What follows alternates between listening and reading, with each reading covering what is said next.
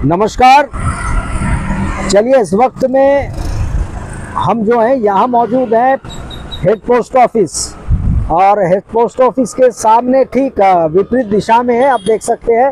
ये वही शॉप है, कंट्रोवर्शियल शॉप, जिसका मामला इस वक्त में ऑनरेबल सुप्रीम कोर्ट तक जा पहुँचा है। सुप्रीम कोर्ट में जो है इस वक्त में ये मामला विचाराधीन है, और मामला आपको जल्द से जल्द हम याद दिला दें एक बार फिर से कि यहाँ की जो लेडी थी, जो लड़की थी और महिलाएं थी जो इस शॉप को चला रहे थे, एक टेलरिंग शॉप, और इल्ज़ाम ये थी कि उनको गैर कानूनी तरीके से उनके सामानों को बाहर फेंकवा दिया गया, बाहर फेंक करके शटर बंद करके ताला मार दिया गया।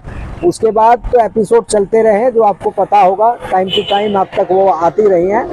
आज जो है उनकी जो शॉप चलाने वाली जो लड़की हैं वो हमारे साथ है इस वक्त में, नेहा जी हैं, और नेहा हमारे माध्यम से कुछ बताना चाह रही है, और इसीलिए उन्होंने यहाँ पे हमें आमंत्रित किया, बुलाया, और हम जानेंगे नेहा से वो क्या कहना चाह रही है। इस वक्त में इस केस से जुड़े कौन से पहलू हैं जो इस वक्त में वो रखना चाहती है हमारे सामने। तो नेहा, ज़रा बताइए क्या कहना चाह रही है। नमस्ते सर, मैं नेहा हूँ, अंडमान एंड निकोबार आइलैंड से। मैंने यहाँ के JNRM कॉलेज से 2017 में BCom कंप्लीट किया था, और 2 साल मुझे ट्रेनिंग के लिए लगा अपने स्टार्टअप के लिए। मैंने अपना बिजनेस 2019 में टाइम्स के नाम से स्टार्ट किया, जो कि हेड पोस्ट ऑफिस के ऑपोजिट है। मैंने अपनी शॉप के लिए 13 लाख रुपए एडवांस अमाउंट दिया था लैंडलॉर्ड को, और महीने के कितने किराए कितने थे? जो लैंडलॉर्ड था उसके साथ हमारा जो एग्रीमेंट है वो हर 11 महीने में रिन्यू होता था, और जो रेंट है वो 5% बढ़ाने की बात की थी उन्होंने, बट आगे चलकर उन्होंने 10% कर दिया। पूरे अंडमान में मेरे 650 प्लस कस्टमर्स हैं, जिसमें से 155 प्लस कस्टमर्स के कपड़े 25/10/2024 से मेरे पास है। 60 अभी पड़े हैं आप? जी, शॉप के अंदर है। और मेरा जो 60 प्लस कस्टमर का कपड़ा जो है वो हमारे तरफ से सर्विसिंग के लिए अभी भी पेंडिंग है। हाँ जी। मेरा जो इंटीरियर वर्क लगा है शॉप में वो 18.2 लाख का लगा था टोटल लेबर कॉस्ट के साथ, जिसमें से मैंने 10 लाख रुपए तक अपने अकाउंट से पे किया, और 8.2 लाख लेबर कॉस्ट को लगा। ओके। जैसे ही मेरा शॉप चलना शुरू हुआ थोड़ा बहुत स्टार्ट के बाद, 3 महीने के बाद 2020 में जो है कोविड-19 आ गया। कोविड-19 आते सर बहुत क्रिटिकल टाइम हो गया सर। उस वक्त भी मैंने DC ऑफिस से परमिशन लेकर अपनी और अपने स्टाफ की जो लाइफ है उसको रिस्क में रखते हुए 15 लाख से ज़्यादा मास्क प्रोड्यूस किया, और अंडमान एंड निकोबार 15 लाख मास्क बनाए आप? 15 लाख मास्क बनाए, प्रोड्यूस किया, और अंडमान एंड निकोबार एडमिनिस्ट्रेशन और अंडमान के पब्लिक को बांटा कुछ मास्क। मैंने सोशल प्रोफेशनल के साथ सोशल वर्क भी आपने किया? जी। उस वक्त भी मैंने रवि को, वो पूरे कोविड टाइम का पीरियड जो चला उस वक्त भी मैंने उसको रेंट दिया था पूरा ही। ऐसा 1 महीना भी नहीं था जो हम रेंट नहीं दिए। कोविड के दौरान भी आपने रेंट पेमेंट किया था? जी। अच्छा। कुछ दिन के बाद हालात सुधरे, फिर हमारा बिजनेस जो है रनिंग पकड़ लिया था, और 2023 तक हमारा जो एग्रीमेंट है वो रिन्यू हुआ, और जो रेंट था वो एज पर मार्केट रेट के हिसाब से था। ओके। अचानक से जुलाई 2024 को जो हमारा लैंडलॉर्ड और एंक्रोचर है रवि, उन्होंने हमें रेंट बढ़ाने की बात की हमारे सामने। तो हमने बोला ठीक है, रेंट इतना ज़्यादा भी मत बढ़ाइएगा।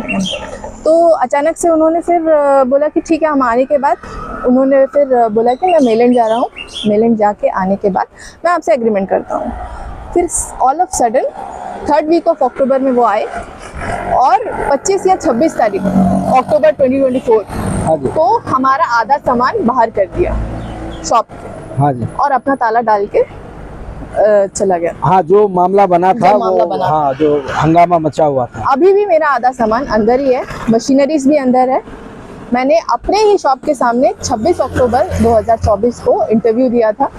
मेरे इंटरव्यू देने के बाद रवि ने अपने आदमियों के साथ मिलकर मुझे गंदी गंदी गालियां दी और मुझे मारा। मेरा जो पहला एफआईआर है उसमें 105 दिन के लीगल फाइट के बाद पुलिस ने अपने तरफ से कुछ इंटरेस्ट दिखाते हुए इन्वेस्टिगेशन के लिए बोला कि आज आपके शॉप से डीवीआर निकालूंगा। तो मुझे 10 फरवरी 2025 हाँ जी को मेरे आईओ अभिषेक हलदार का कॉल आया और उन्होंने बोला मुझे कि आज आपके शॉप से डीवीआर निकालेंगे। ये सुनते संग मैं सीधे पुलिस स्टेशन गई और पुलिस के साथ ही यहाँ पे पहुंची। जब मैं यहाँ पहुंची तो मैं बड़ी शॉक में थी। रवि जो है अपने आदमियों के साथ, जो कि वाइट शर्ट और ब्लैक पैंट में थे, एक वीडियोग्राफर और 30 से 40 मेरे शॉप के सामने खड़े थे। जो पुलिस की टीम आई थी वो कम से कम 15 से 20 जन की थी, जिसमें कुछ कांस्टेबल, एक आईओ और एक एसएचओ थे और एसएचओ थे। हाँ जी। उन्होंने खुद के डिपार्टमेंट के एक वीडियोग्राफर को भी बुलाया था। हाँ जी। बहुत मुश्किल से बड़ी मेहनत से उन्होंने जो बाहर का स्टॉक है उसको निकालने के बाद ताला खोला। जब अंदर क्या सिचुएशन है वो मैं देखने के लिए गई तो रवि के आदमी जो वाइट शर्ट और ब्लैक पैंट में थे और पुलिस ने मुझे कंपाउंड के अंदर आने नहीं दिया। मुझे खुद के शॉप में पुलिस ने भी नहीं आने दिया, रोका और उनके आदमी उनके लोग उनके बता रहे हैं जी रवि। अच्छा ठीक। रवि जो कि लैंडलॉर्ड है, उनके आदमी जो व्हाइट शर्ट और ब्लैक पैंट में थे, उन्होंने मुझे रोका कंपाउंड में आने से। अच्छा। उस वक्त मैंने थोड़ी बहुत वीडियोग्राफी अपनी सेफ्टी के लिए की। मेरे शॉप के अंदर सर 105 के ऊपर लाइट है, बट उन्होंने एक भी लाइट ऑन नहीं किया पुलिस ने, और पूरी इन्वेस्टिगेशन अंधेरे में की। इलेक्ट्रिक सप्लाई मौजूद है? सप्लाई मौजूद है सर। मैंने 3 महीने से रेंट इलेक्ट्रिसिटी बिल पे किया है, क्योंकि मुझे पता है मेरा अंदर सामान है, इसलिए मैं पे कर रही हूँ 3 महीने से। अच्छा ठीक। और पूरी 1.5 आवर्स की इन्वेस्टिगेशन चली पुलिस के थ्रू, अंधेरे में लाइट्स के प्रोविजन होने के बाद भी सिर्फ और सिर्फ रवि के आदमियों को अलाउ किया दिया, मेरे शॉप में मुझे ही अलाउ नहीं किया। और लेकिन आपको बुलाया गया? जी, लेकिन आपको बुलाया गया कि हम खोलने वाले हैं? सर बाहर मेरे को रोक दिया गया था, अंदर आने की परमिशन नहीं दी गई थी मुझे जी। 1.5 आवर्स की इन्वेस्टिगेशन खत्म करके एसएचओ सर ने आके मेरे को ये बोला कि अंदर डीवीआर नहीं है, कैश बॉक्स खुला है और उसमें कुछ चिल्लर पड़ा है। मुझे नहीं पता कि जो डीवीआर है वो रवि के आदमियों ने चुरा लिया या उस वक्त किसी ने मदद की उसकी। हाँ जी। क्योंकि मेरे को अंदर आने का परमिशन नहीं दिया गया था। बिल्कुल सर। उसके बाद क्या हुआ?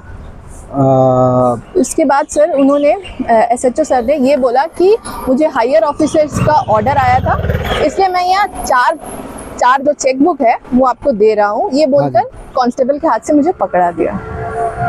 मुझसे कोई अंडरटेकिंग नहीं लिया गया कि मैं ये 4 चेकबुक दे रहा हूँ करके, बस मुझे 4 चेकबुक पकड़ा दिया और बोला कि किसी हायर ऑफिसर की वजह से दे रहा हूँ, किसी हायर ऑफिसर के बोलने की वजह से दे रहा हूँ, ये बोला। और आपने क्या चेकबुक मांगा था उनसे? नहीं सर, मैंने कैश मांगा था, कैश और आईटी डॉक्यूमेंट्स निकाल के देने के लिए कहा था। हाँ जी। बट उन्होंने मुझसे कोई अंडरटेकिंग नहीं लिया। आगे जाकर ये एसएचओ सर ये भी बोल सकते हैं कि उन्होंने आईटी डॉक्यूमेंट्स और कैश भी मुझे निकाल के दिया होगा करके। और मेरा जो प्रेयर था एसएचओ सर से, वो आईटी डॉक्यूमेंट्स और कैश दोनों निकालने का बात की थी मैंने। बट उन्होंने सिर्फ मुझे 4 चेकबुक पकड़ाया और बोला कि अंदर फाइल्स है, बट मैंने वो नहीं निकाला। जब मैंने पूछा तो सर उन्होंने सिर्फ डॉक्यूमेंट्स ही निकालना था, आईटी डॉक्यूमेंट्स, क्योंकि मुझे आईटी पे करना वो एक इम्पॉर्टेंट रोल प्ले करता है मेरे। तो आपने क्यों नहीं लिया? जब आपको ये चेकबुक दे रहे थे जी, तो आपने आईटी फाइल्स क्यों नहीं मांगे? सर मांगा था एसएचओ सर से, ये मांगा था, ये प्रेयर किया था कि सर मेरा आईटी डॉक्यूमेंट्स और कैश जो है, मैंने लेटर के थ्रू भी बोला था उनको, पर्सनली भी जाके वर्बली भी बोला था, बट उन्होंने मुझे नहीं दिया। वो कुछ रीजन बताए क्यों नहीं दिए और क्यों नहीं देंगे? पता नहीं सर, ऐसा कुछ बोले नहीं वो टाइम। अच्छा, और उसके बाद फिर क्या हुआ? चेकबुक दिया और बस यही बोला कि फाइल नहीं दिए करके। और मैं चाहती हूँ जो उन्होंने पूरी वीडियोग्राफी की इन्वेस्टिगेशन की, तो वीडियोग्राफी आके अप्रोप्रिएट कोर्ट में वो पेश करे और मुझे भी एक कॉपी दे मेरी सेफ्टी के लिए। उनका जो भी गवर्नमेंट फीस है मैं देने के लिए रेडी हूँ। मैंने 3 महीने से सारे अपने EMI, जो लोन के EMI है, और स्टाफ की सैलरी अपने गोल्ड को मॉर्गेज करके दिया है। मेरा जो आपके गोल्ड को मॉर्गेज करके अपने स्टाफ की सैलरी और लोन दिया है, लोन बांधा है। हाँ, EMI। तो अगर आपको ये डॉक्यूमेंट्स चाहिए होगा या फुटेज चाहिए होगा, वो तो आपको लिखित में मांगना होगा। सर लिखित में मांगने के लिए भी रेडी है, और जो डॉक्यूमेंट्स जो उनका लगेगा गवर्नमेंट फीस, वो मैं देने के लिए भी रेडी हूँ। मैं चाह रही हूँ कि वो जो एप्रोप्रिएट कोर्ट में अभी केस चल रहा है वहाँ पे वो पेश करे। अगला स्टेप आप जैसे आप बता रही थी कि अब सुप्रीम कोर्ट में है, जी ऑनरेबल सुप्रीम कोर्ट में अब विचाराधीन है। वो अब उनका फैसला जो होगा वो तो अंतिम फैसला होगा जो भी है। सर वो सिर्फ इंटरिम एप्लीकेशन के लिए, पूरा केस वहाँ पे नहीं है, इंटरिम एप्लीकेशन का केस वहाँ पे चल रहा है। इंटरिम एप्लीकेशन जी जी। सर कुछ पॉइंट मिस हो रहा है तो मैं एक बार, हाँ जरूर जरूर, क्योंकि बहुत सारा पॉइंट मिस हो जाता है। ठीक है, ये केस ऐसे भी बहुत कॉम्प्लिकेटेड है, तो इस वजह आपने लिखा हुआ है जी। तो ठीक है, आप देखकर बताइए। Okay sir. इस केस में जो है पुलिस ने सिर्फ 1 साइडेड काम किया सर। मेरा जो सेकंड FIR है वो 27। लेकिन आप इल्जाम लगा रही हैं जी पुलिस पे, ऐसी कौन सी चीजें हैं जो आपको लगा कि पक्षपात है? पक्षपात है सर। सर मेरे ही शॉप में मुझे परमिशन नहीं दिया, मेरा DVR निकालने के लिए मुझे ही अलाउ नहीं किया। वहाँ कैश मिसिंग है, क्या क्या मिसिंग है मुझे नहीं पता सर। वो तो मेरे को कम से कम दिखाना चाहिए था कि आपके शॉप के अंदर क्या है क्या नहीं है। जब उनको पता था कि वो मेरी शॉप है तो मुझे बुलाया, बट बाहर ही रोक दिया, परमिशन ही नहीं दिया अंदर आने का। अंदर क्या हालत में, क्या मेरा शॉप में क्या मिसिंग है वो मुझे नहीं पता ना सर। आगे इसके बाद आप क्या कहना चाहेंगे? सर मैं चाहती हूँ मेरा जो इन्वेस्टिगेशन है ना वो पुलिस के थ्रू अच्छे से नहीं हो रहा है। अब जो सेकंड FIR मेरे केस में हुआ था, जिसमें कि 27 अक्टूबर 2024 को सेकंड FIR हुआ था, जिसका इंसिडेंट 26 अक्टूबर 2024 को हुआ, जिसमें रवि, उनकी बेटी और उनके जो ग्रैंडसन है, उन्होंने मुझे पब्लिक में सारी गंदी गंदी गालियाँ दी, और उनके जो ग्रैंडसन है उन्होंने मुझे मारा, और इतने ज़ोर से मारा कि मैं फेंट हो गई। वहाँ पब्लिक के कुछ आदमियों ने मुझे GB बंद हॉस्पिटल में लेके जाकर एडमिट किया। वहाँ जो भी मेडिकल रिपोर्ट्स है वो सब पुलिस के पास है। इस FIR में जो मेन सेक्शन होना चाहिए था वो था वुमेन हैरेसमेंट एक्ट सेक्शन 4, जो कि एक नॉन बेलेबल सेक्शन है, बट उन्होंने पुलिस ने इस केस में वो सेक्शन ही नहीं डाला। इस केस में रवि ने अपने पावर को इन्फ्लुएंस करते हुए माइनर सेक्शन डलवा दिया। अभी जो मेरा केस है सुप्रीम कोर्ट में चल रहा है इंटरिम एप्लीकेशन के लिए, मैंने लोअर कोर्ट और डिस्ट्रिक्ट कोर्ट में ये केस जीता है। मुझे यहाँ से हटाने के लिए लीगल प्रोसेस लगेगा, इलीगली यहाँ से कोई मेरे को हटा नहीं सकता। 2018 में यहाँ के हाई कोर्ट से रवि के बिल्डिंग को डेमोलिश करने का ऑर्डर आया था। आज तक अंडमान एंड निकोबार एडमिनिस्ट्रेशन का कोई, अंडमान एंड निकोबार एडमिनिस्ट्रेशन भी कुछ नहीं कर पाई सर। रवि कितना पावरफुल इंसान है सर। तो म्युनिसिपल करना है उसे, अगर ऐसी कोई बात है जी तो वो काम म्युनिसिपल का होता है। म्युनिसिपल का होता है सर, वो एडमिनिस्ट्रेशन के अंडर ही आता है ना सर जी। आज तक उसमें कुछ भी नहीं हुआ सर। 2018 में हुआ सर, आज तक वो मैटर में कोई बात नहीं उठा जी। अब आप क्या चाहती हैं इस वक्त का, आप क्या चाहती है? तमाम बातें आपने कही है जी कि किस तरीके से ये घटना हुआ है और आप कौन से हार्डशिप से गुजरी है जी, और अभी तक उसको फेस कर रही है। और पुलिस की जो है यहाँ पे कार्रवाई कैसे हुई, आपको बुलाया गया, आपको भीतर दाखिल नहीं होने दिया गया, रोका गया। तो अब जो सुप्रीम कोर्ट में आपने कहा कि आपका इंटरिम एप्लीकेशन है, तो इस वक्त आप किससे क्या चाह रही हैं? ऑनरेबल कोर्ट जो अपना बोलेंगी या उनका जो फैसला होगा वो अपना होगा। इस वक्त में आप एडमिनिस्ट्रेशन या पुलिस डिपार्टमेंट से क्या चाहती हैं? सर मैं जस्टिस चाहती हूँ। मेरे को इलीगली तरीके से यहाँ से निकाला गया, वो भी आधा सामान बाहर रखे और आधा सामान अंदर रखे। वो तो अपने रिपोर्ट देंगे जी। जो भी रिपोर्ट है वो अपना सबमिट करेंगे। अब ऑनरेबल कोर्ट डिसाइड करेंगे जी, इसमें क्या करना है। मैं चाहती हूँ सर, जो मेरा केस है उसका इन्वेस्टिगेशन अच्छे से नहीं हो रहा है। मेरा जो केस है वो CBCID को ट्रांसफ़र कर दिया जाए ताकि मेरा केस का इन्वेस्टिगेशन प्रॉपरली हो। और यहाँ के जितने पॉलिटिशियन हैं, मीडिया है, पब्लिक है और जितने ऑनेस्ट ऑफिसर्स हैं, प्लीज़ आगे आकर मेरी मदद कीजिए। मैं आज ये इंटरव्यू इसलिए दे रही हूँ क्योंकि सर, और एक इम्पॉर्टेंट बात है कि ये जो डॉक्यूमेंट्स मेरे पास आए हैं, इस वजह से हमारा फैमिली मेम्बर्स और हम रात भर सो नहीं पाए सर। इसमें ये डॉक्यूमेंट में मेरे पापा के नाम के आगे लेट करके लिखा है सर। ये मुझे इनडायरेक्टली धमकी दे रहे हैं कि मुझे और मेरी फैमिली को जान से मार देंगे। इसमें कौन से दस्तावेज हैं? ये देखिए सर, ये देखिए, ये कोर्ट के हैं? जी, कोर्ट के नहीं है। ये लेटर मुझे एक एडवोकेट ने भेजा है। एडवोकेट? उनके एडवोकेट ने? जी, इनके एडवोकेट, ऑपोजिशन। जी, आपके ओपोनेंट पार्टी के जी। एडवोकेट के हैं। इसमें क्या लिखा गया है? इसमें लिखा है कि मैं पोजीशन में नहीं हूँ और मेरा एक भी सामान अंदर नहीं है। जब 10 फरवरी 2025 को इन्वेस्टिगेशन के लिए SHO सर और पूरी पुलिस की टीम आई थी, तो पूरी 1.5 आवर्स की इन्वेस्टिगेशन उनको लगी थी। खाली रूम को सर्च करने के लिए इतना टाइम तो नहीं लगता होगा सर। सर, इस लिफाफे में मेरे पापा के नाम के आगे लेट करके लिखा है। ये एक पेपर में अगर लेट करके लिखा होगा तो हम मान सकते हैं कि ये टाइपिंग मिस्टेक होगा या तो अपना फॉल्ट होगा, बट पूरे के पूरी बंच में जहाँ जहाँ पापा का नाम जिक्र है वहाँ में लेट करके लिखा है उन्होंने। तो ये टाइपिंग मिस्टेक तो नहीं है, ये इंटेंशनली मेरे को धमकी दे रहे हैं कि मुझे और मेरी फैमिली को नुकसान पहुंचाएंगे। अगर मेरी और मेरी फैमिली को कुछ भी होगा ना सर, सिर्फ और सिर्फ पुलिस और वीर रवि जिम्मेदार होगा। ये आपको थ्रेट लग रहा है जो इस वक्त में यहाँ पे आप बता रही है कि लेट फादर के आगे, और हर जगह पे लेट लिखा हुआ? जी, मेरे पापा के जहाँ जहाँ नाम लिखा है, पापा का नाम, उसके आगे लेट ही लिखा है सर। एक जगह टाइपिंग मिस्टेक हो सकता है, हर एक जगह में टाइपिंग मिस्टेक कैसा हो सकता है सर? इंटेंशनली मेरे को धमकी दे रहे हैं वो कि मुझे। ये आपको लग रहा है अभी कि आपको धमकी है? ये धमकी सर, अगर पेपर में लिख दिया है कि लेट है करके, तो मतलब उन लोग धमकी ही दे रहे हैं। अगर मुंह से ऐसे बोल दिया कि हाँ लेट करके, गलती से एक बार निकल गया, समझ में आता। पूरे डॉक्यूमेंट्स में लेट करके लिखा है, सामने एनवेलप में लिख के रखा है। थोड़ा दिखा सकते हैं आप? जी जी,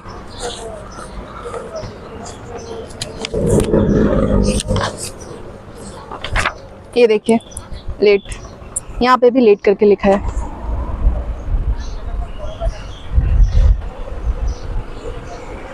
यहाँ लेट को काटा गया है? मैंने काटा था सर, मेरे को लगा कि इंटेंशनली नहीं करके गलती से कर दिए करके। बाद में मैंने सारे डॉक्यूमेंट्स को देखा, तब सब में लेट करके लिखा है। आगे और भी पेपर्स हैं।